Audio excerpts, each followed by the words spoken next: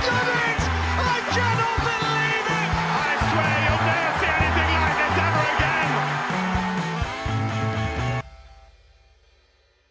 Hello everyone, we are Through on Goal, a podcast where we talk about football and pretty much nothing else. My name is Sam and as always I'm joined by my co-host and very best friend and soon-to-be neighbour, Elliot Clifford. Hello Elliot. Hello Sam. How was your week? You know, same old. No. Yeah, so it was a very good week. How was your week? Well, not as good as yours, but more money was spent because I didn't realise how expensive glasses were. Okay. So that was my week, yeah. But yeah, Elliot, more about you. So, yeah, had a very good week. I've got a new job, which means I'll be moving up to the East Midlands, to Derby, to not far from Pride Park. And, yeah, so Through on Goal from a few weeks' time will be recorded in person, not over Zoom. And, yeah, it's going to be great. Yes, cannot wait. More content will be coming. Absolutely. Because we'll be able to do more. So, yeah, that's exciting. Very happy for you, of course. Mm-hmm. And, yeah let's get going. Yes. Elliot, I'm going to start this week with a post-match interview that was done back in December. Mm-hmm. Okay? This is from Nuno Santo after the Wolves game, where they lost 2-1 to Burnley in December. And it goes as followed. The referee does not have the quality to whistle a game in the Premier League. It's not about the crucial mistakes or decisions, it's about the way he handles the game. The players get nervous, too much voices, he whistles by the voices when some players are shouting. We are talking about the best competition and clearly he doesn't have the quality to whistle the game. I'm very disappointed to say this, but I would not feel right if I didn't say it. I just don't want to see him anymore. That's what I told him. I hope he doesn't whistle a game of ours again because all the games we have with Lee Mason are always the same. He cannot control the players are constantly arguing, both teams. With all the other referees, the game flows, there's dialogue. He's just not ready to do it. He was charged £25,000 for what is to be shown very, very accurate representation of Lee Mason. Didn't he, following that interview, didn't the FA ask him to please explain his comments? I mean, he kind of put it very sort of subsequently. He didn't beat around the bush, did he? He didn't really beat around the bush with it. But I think he was then asked to apologise, in which he didn't.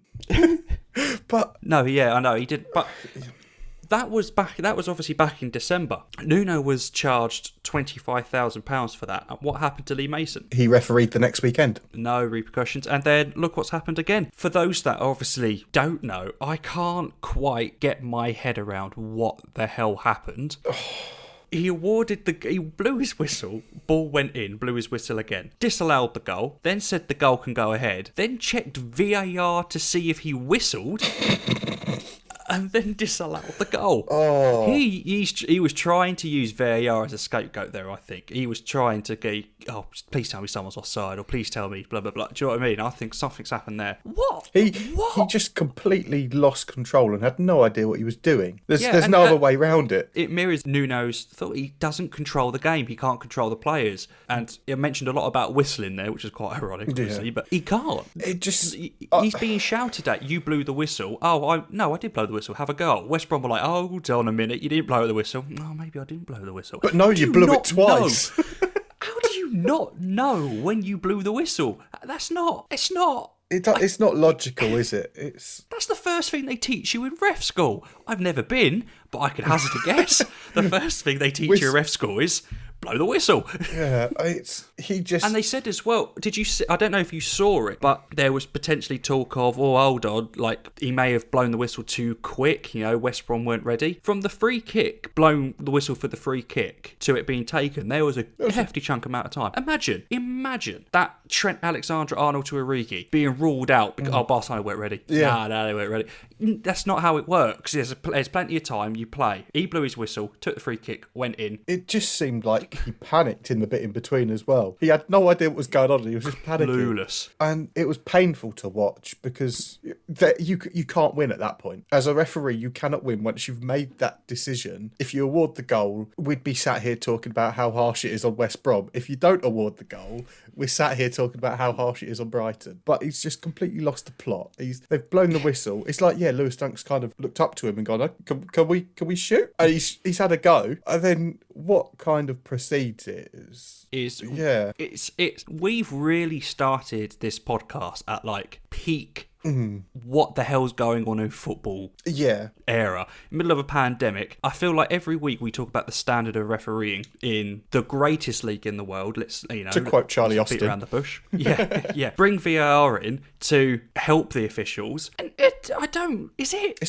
just not even getting done properly, really, is it? Just imagine. I really hope. I know the referees have a union and they're very, very well protected. We've argued this so many times, but I can just imagine whoever the VAR official was in Stockley Park just sat there like that, and Lee Mason's gone, can you check if I blew the whistle? And he's gone there thinking, what? Yeah, what? You want me to check for what? So then on the TV screen it comes VAR pending. Did the referee blow his whistle? VAR decision, Lee Mason, blue whistle. Yeah. Whistle blown, goal given. You're not going to see that animation on. But do you know what? And that particular moment missed a crowd. It really missed a crowd. Could you imagine? Do you know how high and low West Brom would have been?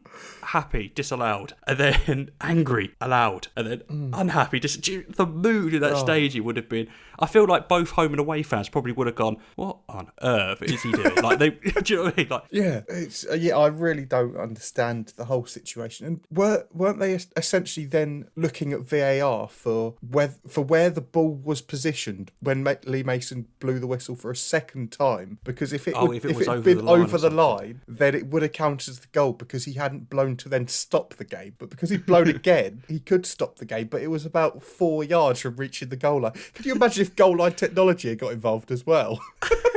Freaking everyone, Hawkeye, VAR, get the fourth official's view on it as well. Gary Lineker's decision on it. Yeah, everyone's decision. Actually, apart from, but that's the thing. Every single person would have been involved in that, apart from the man that blew the bloody whistle. If it had come to that, and they'd have just been asking everyone, the one person who they should have had deciding on it, because he was wearing a turtleneck and he knows everything, is Joe Cole. Oh yeah, that was. Yeah. He sticks to the turtleneck and he thinks he's Einstein. You don't like Joe Cole, do you? I really don't think he's a good pundit, and it's the turtleneck thing gets me. It's the you stick on a turtleneck and suddenly it feels like you're talking from a position of power. It's just, I don't think he woke up looking at a turtleneck thinking, I'm going to be smart today.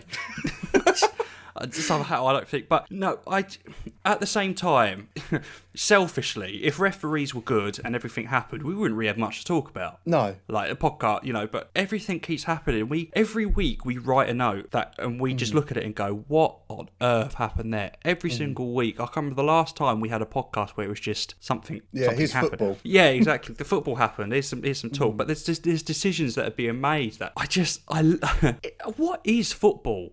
That's the question now. As a neutral though, because we neither of us are following West Brom or Brighton, so the sort of just absolute mayhem of it all makes it really quite entertaining. But if your team's involved, you'd hate it. No disrespect to Brighton and West Brom fans, fair enough. Brighton do play good football, I think. I don't know. They had play attacking football, but they don't score a lot of goals. Yeah, Paul Merson, I can't believe I'm saying this, put it perfectly. I know.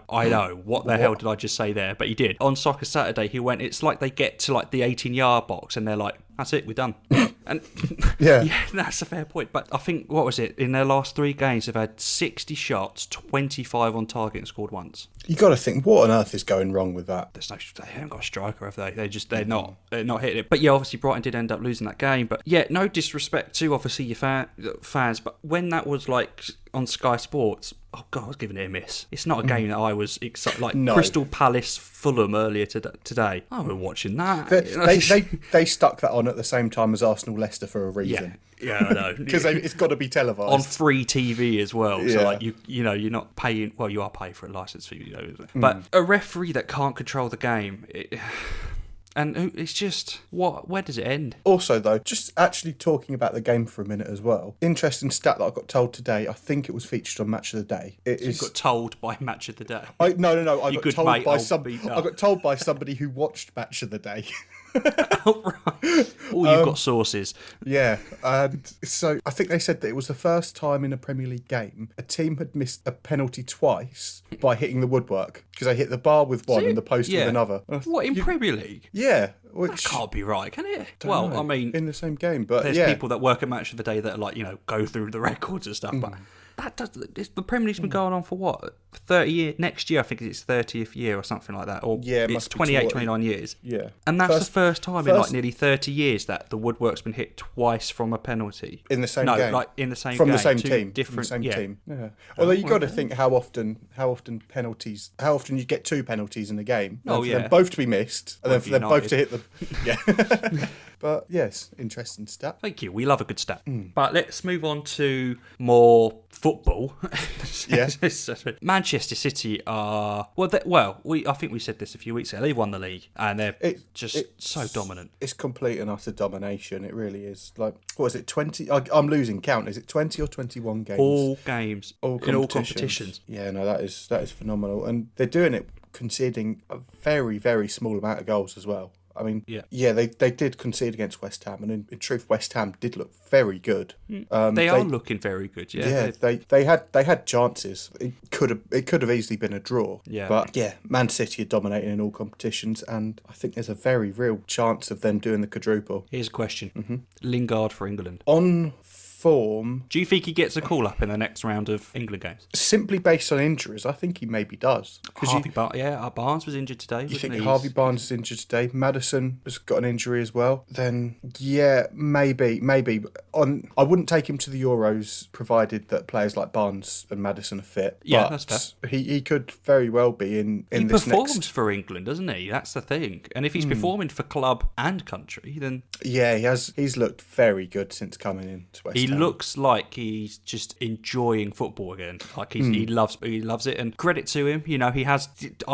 When that loan was announced and it got through, I knew he'd play and it was good for him to play. But I did not think he was going to hit the form as he has. No, me neither. No, I don't even think West Ham fans probably did. I don't want to speak for them. They may have had high hopes, but he was just more of an attacking threat. But he's been brilliant, absolutely brilliant. I wouldn't especially in the next round of friendlies and stuff. Why not? You chuck him in, give him half an hour off the bench against whoever we're playing. I can't even think off the top of my head who we're playing. I can't keep up. I don't really care. But no, I think it's another argument for another day. But I think with what's going on in the world at the moment, international friendlies are still just completely needless and it's reckless. Yeah, I'm not too sure on it, but it is what it is, and obviously it looks like England might potentially host the Euros in general, which... Yeah, I mean, I'd be on board with that. I was going to say, I wouldn't be against that at all, no, go for it. But I'll put another question to you, because I love putting questions to you. But, it's just what I do, because it avoids me being asked a question and being found out that I don't know anything about football.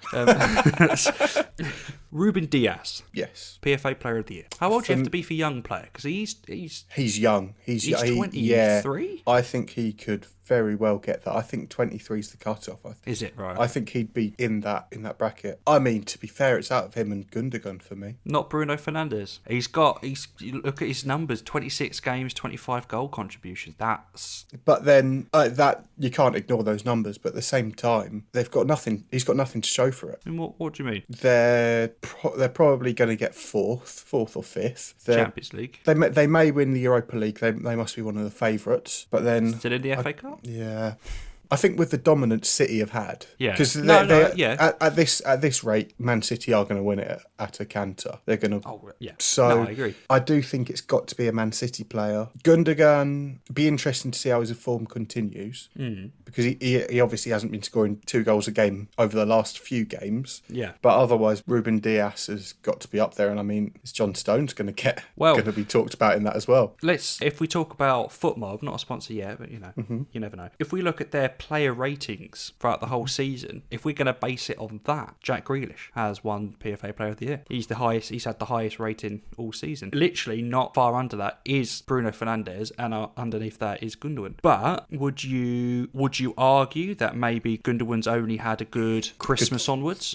couple of months. No, I do get that argument, yeah, and it is right, because I don't think he scored his first goal till December. He's been brilliant. He's hit the ground running, and yeah. Obviously, when it gets to the end of the season, I think we will have that episode where we just talk, because obviously manager of the season, easy to say Pep because he's unbeaten 20 games. I don't, but I'm a big fan of giving it to someone who you think, well, they don't deserve to be there, so credit to him, David Moyes. I can't see past looking at that league table. Yeah, all right, some teams are lower than you expect, but the team that you think, how on earth are they up there fighting Champions League, is West Ham. No, that is a very good reason. I'm still looking at this list of Grealish, Fernandes, Gundogan, and I think Bruno has got a chance now. Actually, he's won 2 Player of the Months already. I mean, he's the best player in United by an absolute mile. Most creative player for them. He scores he scores a lot of penalties, but he also scores a lot of goals from open play as well. You've really stumped me with that. That's got me. But then Grealish again, he's been absolutely phenomenal for Villa. Grealish has been fantastic. He's 10 assists, 6 goals. Quite ironically, he's got a shin injury. That's where's some shin pads, lad?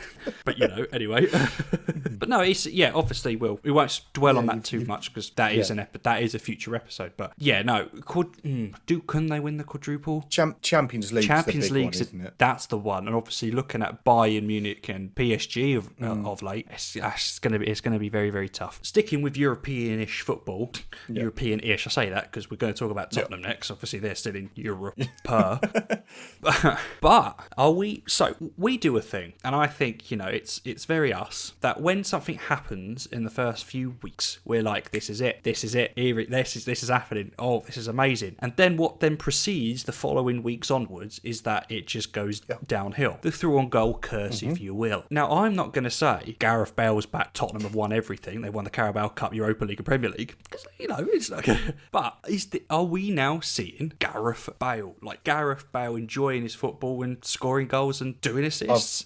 This is it. This is what they signed him for. I've watched the last couple of games of Tottenham, and he's looking back to, I mean, not sort of Bale at his absolute peak when he signed for Real and he's scoring in every game, but he's looking a lot closer to that than he was at the start of the season. Now let's put out, obviously we've got to show both sides of the arguments. Yes, recent games have been against Wolfsburger, a very good West Ham side, and Burnley. But these are teams that Tottenham obviously they've struggled to beat in the past, and they should be dominating. Obviously, I know they lost to West Ham. He came on and did help. He did try it. You could see a bit of a shift when he came on in quality. And against Burnley today, he's just shown absolutely fantastic, sharp, very sharp, like to score, but both goals and get that pass to Harry Kane as well. He's looking very, very sharp. Now, why now? We're coming towards March. There's like 2 months left of the season. Jose Mourinho, yes, he's the manager. He trains and he sees it all fine. But I refuse to believe because obviously he's like, this is Gareth Bale at 100%. And I'm thinking, you're telling me from August when he signed to February, he's never been 100%. I don't believe that. I think that's just a very Jose Mourinho thing to say. He did say, though, he didn't feel like he probably handled it as well as he could have, which,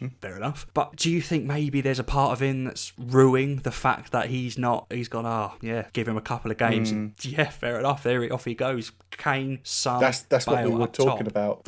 How they played today was how we were describing them at the beginning of the season, and while we were thinking they could challenge for the league. So in those 4 last games where he's looked really very much on fire, he's only played 200 minutes, scored 4 and assisted 3, and that is incredible. And I wonder if part of it for him is he's looking at the fixture list and he's seeing that there isn't all that many games left, and he's thinking he doesn't like it in Madrid. He clearly doesn't like he doesn't like the club, so he doesn't want to stay there, and his best way of getting out of there is getting back to Tottenham, and his best way of getting back to Tottenham is by impressing them while he's still here, by making him worth the buy. I know that's fair enough. If he stays how he, if he keeps performing how he is, he's had a couple of injuries, but he's not shown to be I guess he's not really had that run of games to get injured, if that makes sense. So we don't really know if he is injury prone. He doesn't come off the bench, and when he does, he plays about 10-15 minutes. He's completed maybe one full 90. I don't think he's completed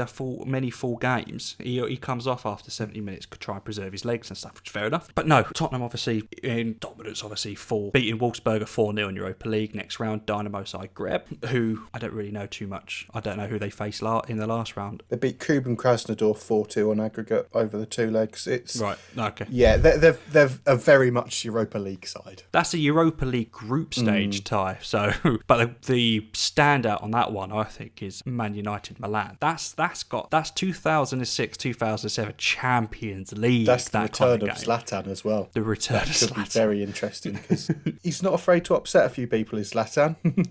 Oh yeah, if people stick to their jobs, you won't upset him. What a statement to say, God. But no, did you see the argument between Jamie Redknapp and Roy Keane though? No, I didn't.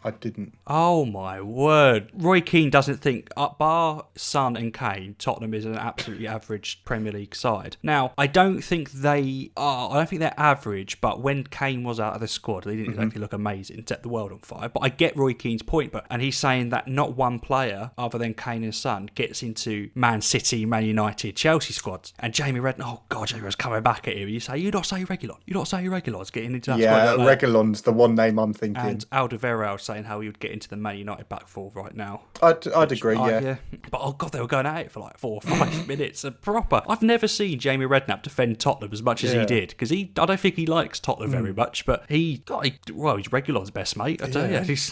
Is it me, or when a player goes off, like, holding McGroin, that kind of thing, but, I never really see it as a serious, maybe a week or two out, because, I didn't think it was surgery out for the season. No, I know. So with Henderson, he's now out for the season, which you're really struggling to think, will Liverpool get top 4 at this stage, particularly if form continues. And it's one less centre-back. I mean, he should really be playing at centre-back anyway. They've got the options now since January, and not only do I think he's not a very good centre-back, he's a very good defensive midfielder, and that takes away from Liverpool. He should have been playing further up the pitch as soon as they got those 2 centre-backs in. Well, yeah, Kabak, obviously Kabak's coming, spared his blushes, obviously he scored an own goal today, but it was offside, so Adrian also coming in as well. That's their back 3, goalkeeper and 2 defenders, was Phillips, Kabak, Adrian.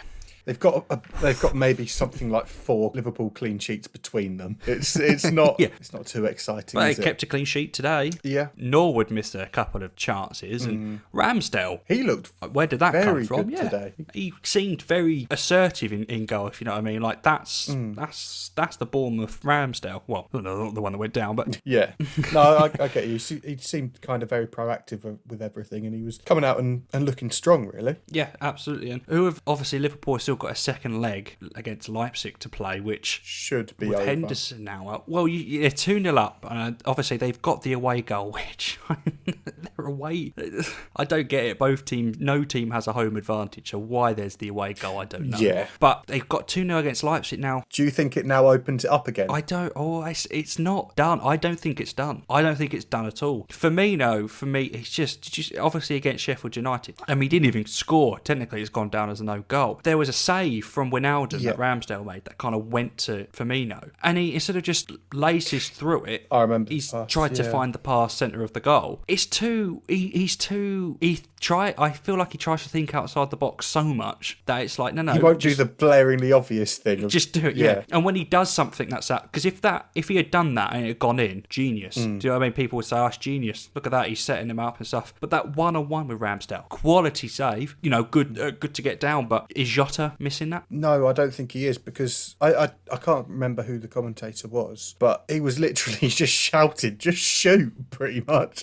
It's so obvious. I don't know. Has Firmino got a bigger assist bonus than goal bonus? But no, it just seemed so obvious that I think Ramsdale did pretty well to get the shot away. It's hit with a lot of venom, but then I know I'm repeating myself, but it's obvious. Yeah, I know. But so yeah, what are you thinking? Do you think the Leipzig game? You think they've got that in the bag? Well, it's funny you say about that. You're making me look like an amateur here. Sorry. Yeah, no, I've worked for the government with this amount of U-turns. Oh, political. We all get look at that. But no, talking of Leipzig coming from 2 goals down at half time. At half time at the weekend, they were 2 goals down against your boys, Borussia Mönchengladbach, and Leipzig won. And Crystal Palace legend Sorloth scoring the 90th minute goal. Yeah, I think it's a big factor that the away, like you say, the away leg isn't away, or the home leg isn't at home rather, because both legs are away. Is it? I don't. For some reason, I feel like I read that it's at Anfield the next game. I don't think it is, because they wouldn't be allowed, because they've been in the UK. They wouldn't be allowed back into Germany from that. They'd be allowed into the UK, but not back into Germany from that point. Yes. Oh, yeah. No, that makes sense. So yeah, I don't know. It's easy to say, isn't it? Like obviously, it's definitely a lot more open now. It's easy to say. Obviously, yeah, they score within the first 20 minutes and game on, because that's the same with any first or second leg. But yeah, with how open it has been at the back, obviously Alisson should be back for then. It's horrible news. What with his dad? That's it's not been. It hasn't been his. Yeah, you can't really say it. You can't really how sudden it was. It's awful to hear. And then obviously, get back and who are you playing at centre back? Because that'll be either Phillips or you sticking If I was Jurgen Klopp, I'd be sticking with Kabak and Phillips for as long as I could until somebody else comes back in, which I don't. I'm not sure there is anyone this side of the end of the season. I don't know when Fabinho's back, but do you stick Milner at centre back? He's a utility player. He can play kind of anywhere. Yeah, he was brilliant at left back, so he's got that defensive. But then he's not the tallest though, and I don't know if he's got kind of the physicality to. If you're playing with a target man, off the top of my head, if you say Crystal Palace, you've got like a Benteke. If you stick Benteke marking Milner, there's only one winner there. Yeah, no, yeah. Do you go? I was going to say, do you go experience regardless of the position, or do you maybe get a couple of games in a row with Phillips Kabak, let them form some form of partnership, and just take that risk in Europe? They haven't really got a choice, in all fairness. We're still yet to see this Ben Davies, who they brought in from Preston. Has that proven to be a mistake that they've got him in? Because I don't think he even made it on the bench today. No, well, he's still that cover if something was to happen with obviously Kabak or Phillips. But imagine that, a centre-back partnership of former Preston centre-back like Ben Davies, like his first game as a second leg of a Champions League. That'd be interesting, wouldn't it? Yeah. Now, Chelsea, we'll stick with obviously Champions League and European football. Big win for Chelsea. Huge win for Chelsea against Atletico Madrid. I genuinely didn't see that coming. I thought Atletico would have this. But Giroud, who we've labelled probably the most underrated striker in the Premier League, just in general, scores one of the most instinctive bicycle kicks. It's a very Giroud goal, isn't it? There aren't a lot of strikers doing that. He's very quick on his feet, but he's not quick. But he's got the brain, isn't he? He's got because you think he scored a hell of a lot of very good goals. I mean, the obvious one is the scorpion kick, which he started and finished. But he loves a good goal. No, that's right. And the instincts, obviously, from it being assisted from the Atletico Madrid centre back, for him to score it is brilliant. Obviously, they go in against Atletico with an away goal. Now, we've seen Atletico do it against Liverpool, so we know they can attack, but their style of football is an half boring to watch sometimes. They played like 6 at the back, but they're top of La Liga. They're the best La Liga. I don't want to quote your friend Joe Cole here, but they're the best that La Liga has to offer. But no, what do you think to that? Well, second leg is obviously huge in every game. But I mean, Atletico have shown, like you say, they've shown before they can come back. But that result in the week was the first time I've kind of really sat up and thought it was right to get rid of Lampard, because I don't think Lampard gets that result. I don't think he can. I don't think he digs out a 1-0 technically away at Atletico. And Tuchel, it just seems a bit more sort of tactically sound. Yeah, but apart from the game to it was nice. No, but.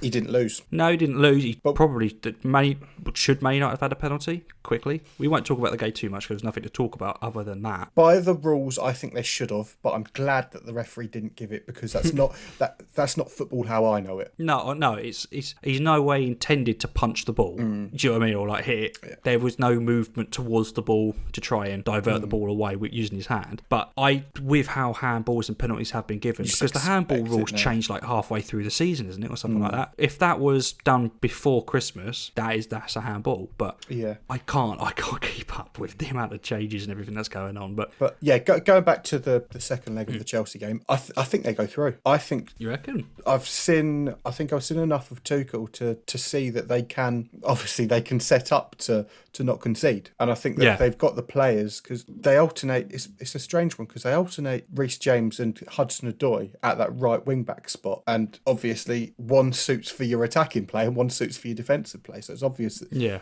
Reece James will be starting in that right wing back position, and I think they've got enough to dig in and see that out. It might. I don't expect it to be a good game, but it's going to be quite defensive. But for Chelsea, it doesn't have to be a good game. It's just got to. I can possibly see them keeping a clean sheet. Rangers, if I didn't have an allegiance to Tottenham, I'd want Rangers to win the Europa League because they're ridiculous. They're so good. I was watching the second leg of the Rangers game, and obviously when I heard that Benfica had gone 1-0 up, I did switch over and watch the Arsenal-Benfica game, which we'll get onto in a second because there's a player that I want to talk about. But Rangers and they've got Slavia Prague next round, haven't they? That knocked out Leicester. Yes, which was a big shock. I think, but I don't know. There's something about it. It's the Scottish commentators proper go for it. I want them to win. They're just extremely likeable, aren't they? And they play the right brand of football. Gerrard's done a fantastic job at Rangers. It's looking like they may win the league at Celtic Park. Which question to you? Okay, hit me. If you're a Rangers fan, do you rather win it at Celtic Park, or do you rather win it the game before, where Celtic have to give you a guard of honour? I think if you asked me that any other year, I'd say get Celtic to a guard of honour. But I think winning the league on their turf when they've been big on 10 in a row, stopping the 10 in a row on their actual ground, I think there is no sweeter moment than that. That if that's how it pans out, that it does go down to that game at Celtic Park. I don't care what game is on at that point, because they are normally good games on at the same time. It always turns out that it's a good game when it's the Old Firm derby. I'm watching that. I don't care. I agree. It's so and I would agree that it would be better to win it at their ground than have the guard of honour, because any other season, I think a guard of honour, that would be quite, if Celtic won 2 in a row, then Rangers win the next. Do you know what I mean? But they've been so big on this 10, this big 10. They've been going on about it a lot. And I just think for the mathematically it's still possible. Right? Yeah. All right. Fine. Probably is. Mathematically, I could probably win the lottery if I buy enough tickets, but I'm not going to, am I? There's going to be some kind of, if they do it there's going to be some kind of way that the number 10 gets involved in it. Whether it's Rangers number 10 who scores the winner, or whether it's scored in the 10th minute, it's going to be there. It always works out that way. But from what I've seen of Rangers, they are always looking exciting. They're good going forwards. They're good at the back. Yeah. I don't, and we said this pretty much when we started. We don't watch Scottish football. We don't claim to watch it, so we don't talk about it because we don't. But if that's how Rangers play, because in Europe they're 4-2 up and they're still going. They just attack and attack and attack, and how refreshing that is to watch, especially when you watch some of the Premier League teams that just sit back and defend and get a goal and defend. I think a lot of English teams there would have played sort of very conservatively and just played to be assured of the win in the tie. Even if you lose the 1-0 on the day, you still go through. But for them to go out and just think, we are just going to go all guns blazing, we are going to blow you away. Full Ibrox there. Oh, that would have been good. Arsenal now, Saka. Yes. Is he in the Euro squad? I take him. I take him too. I really would. And if for no other reason, because he's competent in a lot of different positions. Exactly. Are you taking him as a right wing back, a right back? Because England right backs, Trippier's, I'm assuming he will be unbanned for then. Yeah, Kyle Walker's passed it. I think we've got better options at right back anyway. Because obviously, provided that he's fit, Trent goes. Of course, yeah. He's first choice. Yeah. Also say, if you're taking 2 right backs, it's then it's a straight choice of, do you take James or Wan-Bissaka? If Walker goes, it's if we're playing a back 5 and he's playing that right centre back. But Saka's mainly played. I think his majority of games played this season have been on the left. left. I think he's played right wing, and he's played right wing, and he's played left mid, left wing, centre mid, and left back. You know, he's played everywhere. He's that good cover for left back. Obviously, left back we've got Chilwell. Chilwell doesn't start for me anymore. Not with the form of Luke Shaw. No, fair point. No, I hear you. Yeah, but he's not getting over Sterling, is he? No, to try as good a season he's had. To try and clear this up, I would take him as a midfielder. What midfielder, I don't know, but I take him as a midfielder. Stick him in the midfield. Yeah. Okay, yeah. I absolutely do take him. And obviously, he got 2 assists to, Danny Sibelius's anger that Arsenal didn't go out because he tried his best, didn't he? The cross into the back post was just... It's perfect. And Arsenal go through against and then they've set up a game against their old friends Olympiacos, which I think is quite fun. That fixture was essentially what closed down the Premier League last year, because it was the Olympiacos owner shortly after. He owns Nottingham Forest. Yes, tested positive for COVID, which then I think it may well have transpired that was how Arteta got it, and then that's when football hasn't been the same since. Olympiacos ruining. We're not blaming China here. Blaming Olympiacos. And very quickly, before we move on to the EFL, I just want to say to you one of my favourite stats that have come out of this week. 53% of Sheffield United's Premier League goals this season have been scored by players older than Rihanna. So... Let's end that segment. Yeah. Let's end the segment there. To another team in Sheffield. Let's move on to EFL. Sheffield Wednesday. We both had them, I think, in our early season.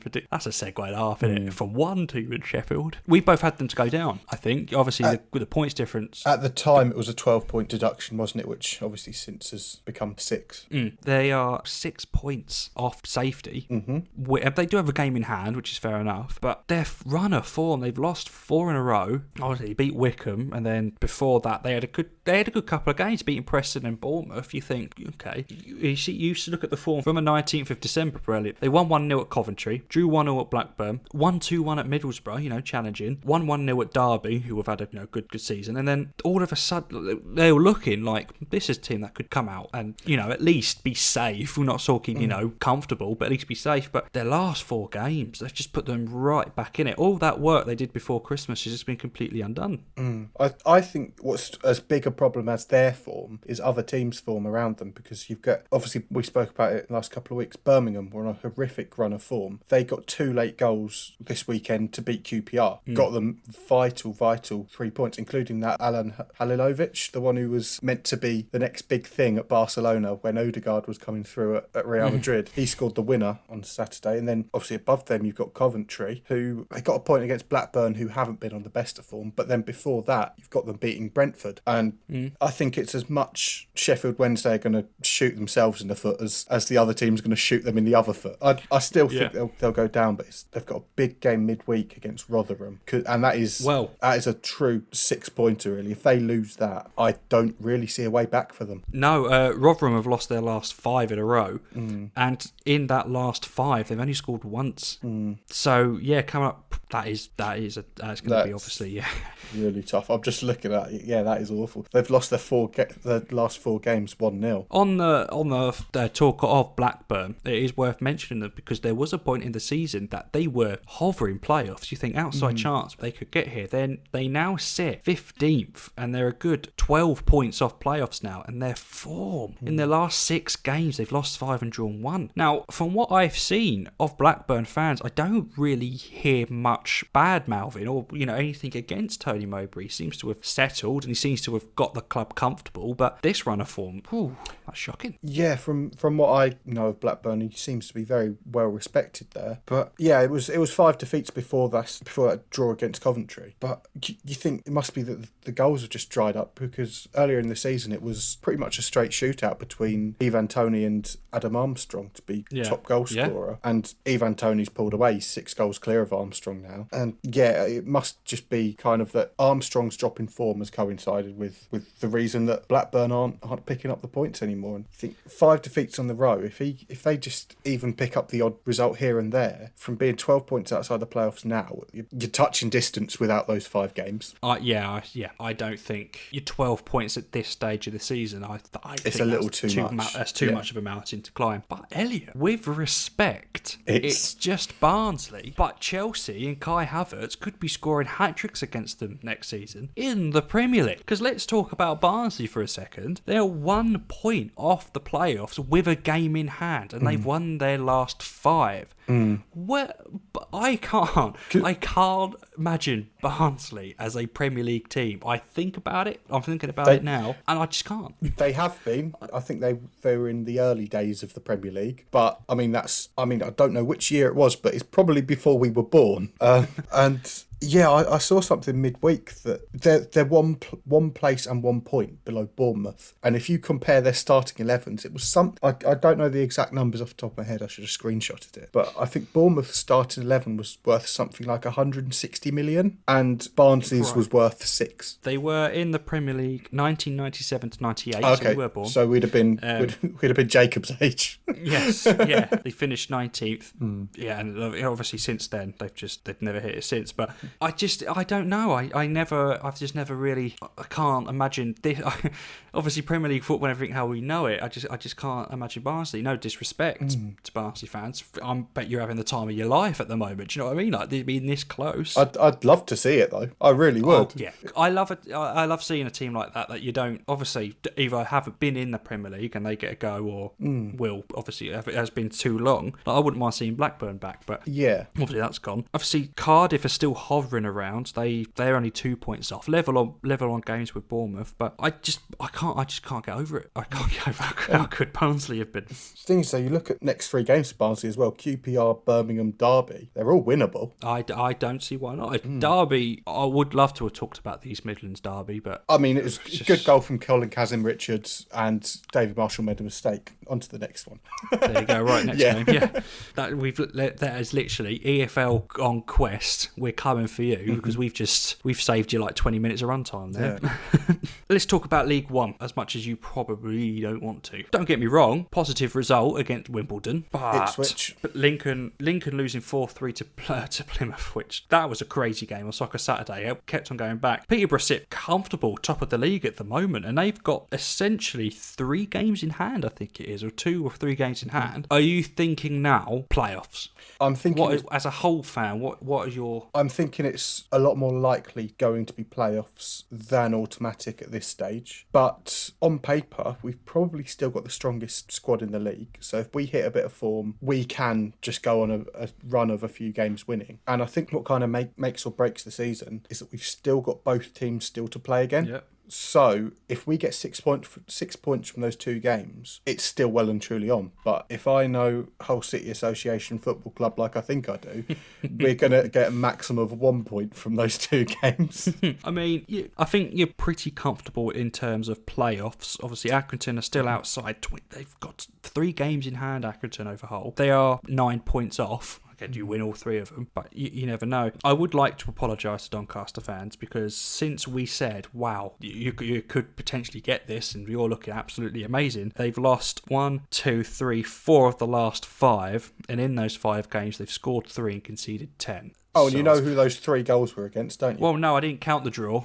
I didn't count the 3-all draw, but in the losses, they've only scored 3 times, and they've conceded 10 times in the losses. Obviously, scored 6 and conceded 30. But they are on like just the edge of playoffs now by 2 points. Gillingham, well, you're welcome for keeping Portsmouth off your tail just for one. Thank you very week. Much. That helped. Well, Portsmouth, don't worry, they'll get you eventually. They got Doncaster next.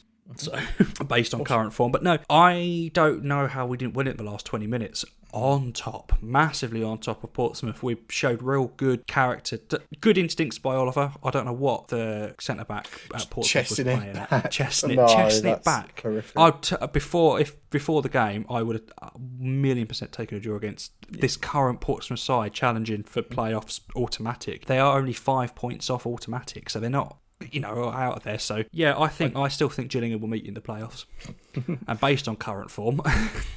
Yeah, maybe. But I've got it's a good quiz question. It might not be the quiz till next week, but I've got a good quiz question for you this week, as kindly supplied by Southampton fan Michael. So, when was the last time that Gillingham lost in the league at Fratton Park? Oh, that's a good question, because we are Portsmouth's bogey team. Absolute bogey team. Kenny Jackett can't hack it. I need to get old Scally on the phone and get some t-shirts written up with that. Give me some commission on that. Kenny Jackett can't hack it. You heard it here first. I'm getting that commission. I won't receive a penny of it because he's nice typed old Scally, but yeah, but as long as it goes to the transfer budget.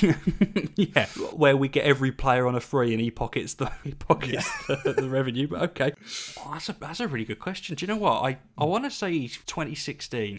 Yeah. It was 2003. No, you have in the league. They lost a football league trophy, game in 2018, which would have been football league trophy in 2018. Would that have been Checker Trade Trophy at that stage? It must have been. Oh, I don't know. It's changed its name. But yeah, in the league, 2003. Wow. Kenny Jackett can't hack it.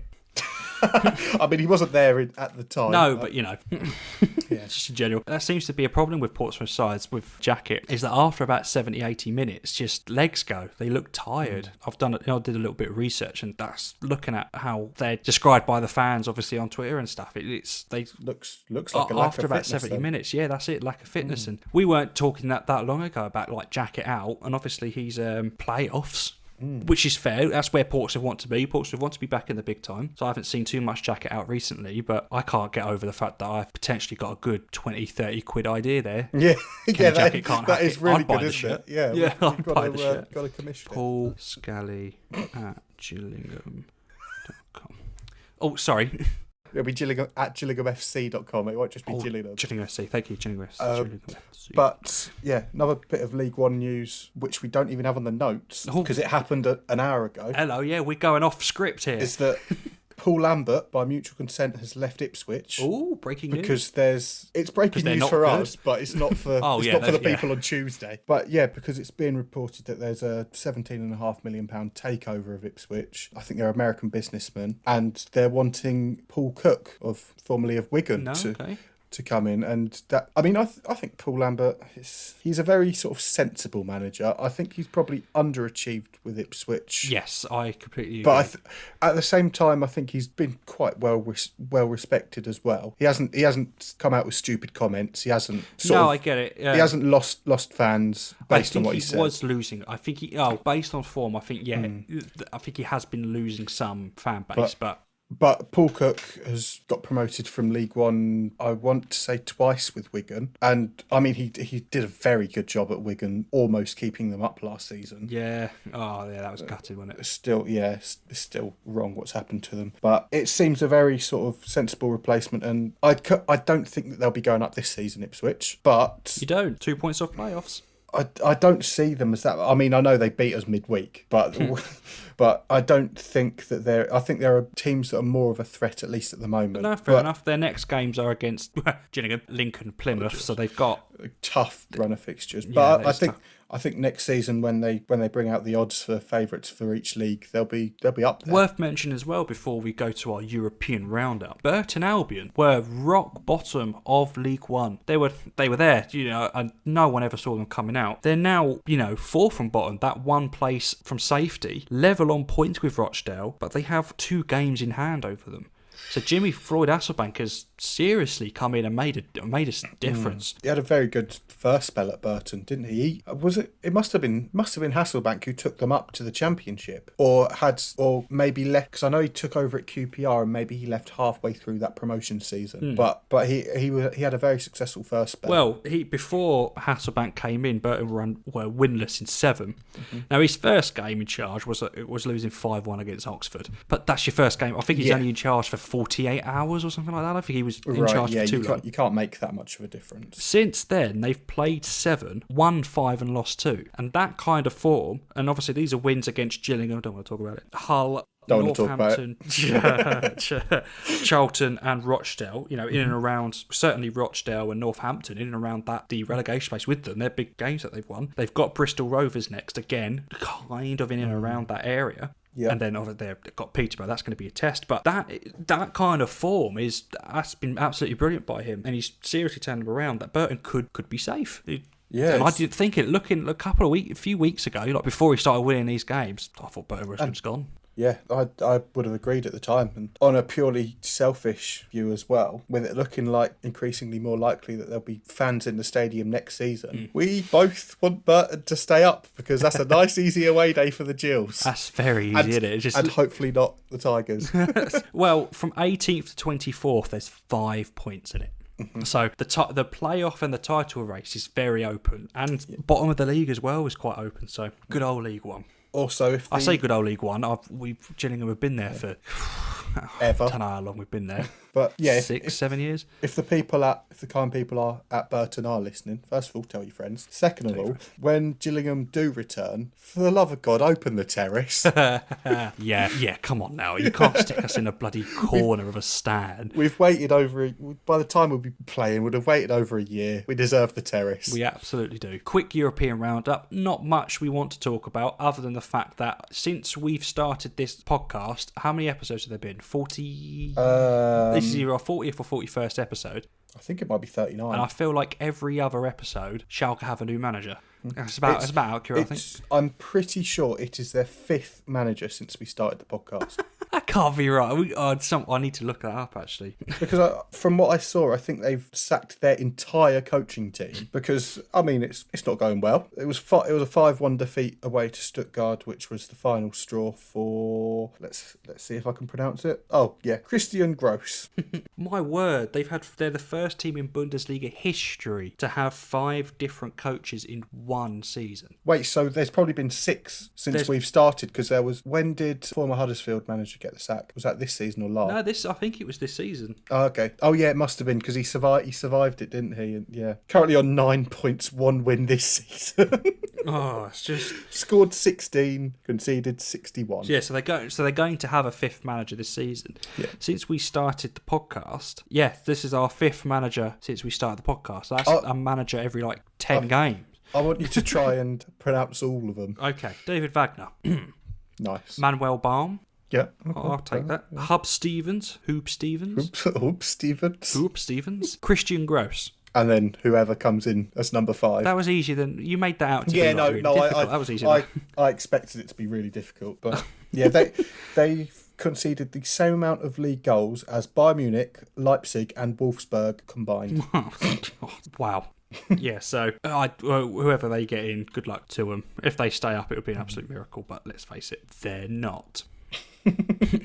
I'll tell you what, actually, because they do in the Bundesliga, in the German leagues, they do the third from bottom plays the third from top in the lower division as a relegation playoff. And they're actually only 9 points. I mean, it's doubling their points tally, but they're only 3 wins away from Arminia Bielefeld, who are currently in that 16th position. So 3 wins and they're safe. Yes. Yeah.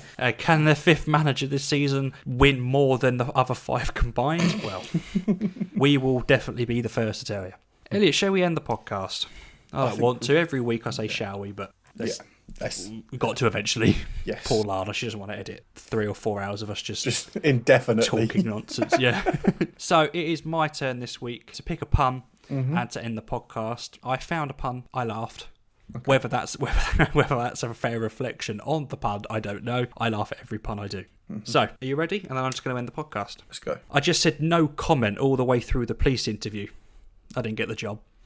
So we thank you very much for listening to this week's podcast. I was wondering where that was going. We are Through and Goal on YouTube. We are TO Goal Podcast on Twitter, and you will find us on Spotify, Apple, Simplecast, and Google Podcasts, or just wherever you get your podcasts. We are there. We have new episodes out every Tuesday. Please remember to tell your friends. I've been Sam. I've been Elliot. And we will see you next week. The computer is definitely going to work. Tuesday. Yep. Tuesday.